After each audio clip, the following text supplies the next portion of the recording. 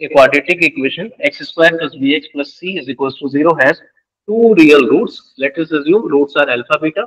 If the difference between the reciprocal of the roots is 1 by 3, difference between the reciprocal of roots भी लिख सकते हैं, ये है 1 by 3, and the sum of reciprocal of square of roots, reciprocal of square उसका sum ये है 5 by 9, ठीक है।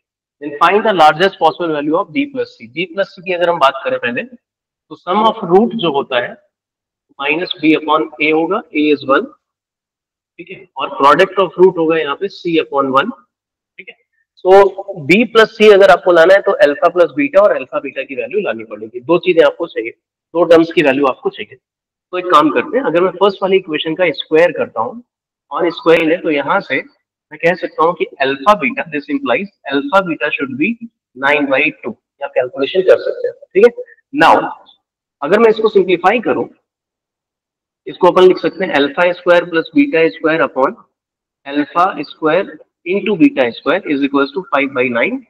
अब मेरी आवश्यकता है सिर्फ alpha plus beta.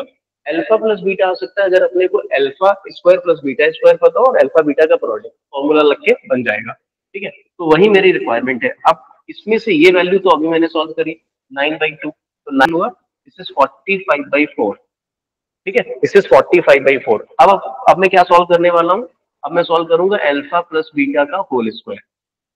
Alpha plus beta का होल स्क्वायर होगा alpha square plus beta square which is 45/9 plus 2 alpha beta, alpha beta पता है, तो 2 टाइम्स ऑफ अल्फा बीटा, तो 2 से 2 कैंसिल, ये आ जाएगा आपका 45 प्लस 36/4 विच इज 81/4, और alpha plus beta is equal to हो जाएगा प्लस माइनस 9/2, ठीक है। अब हमें सॉल्व करना था b प्लस सी। b प्लस सी होगा minus of alpha plus beta plus alpha beta, और इसको मैक्सिमाइज करना है।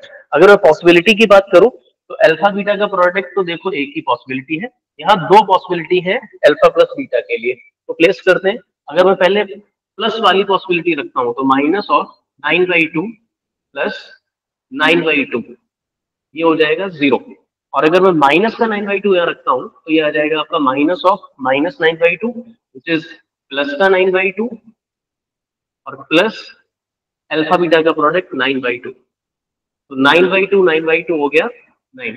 So answer for this question is 9।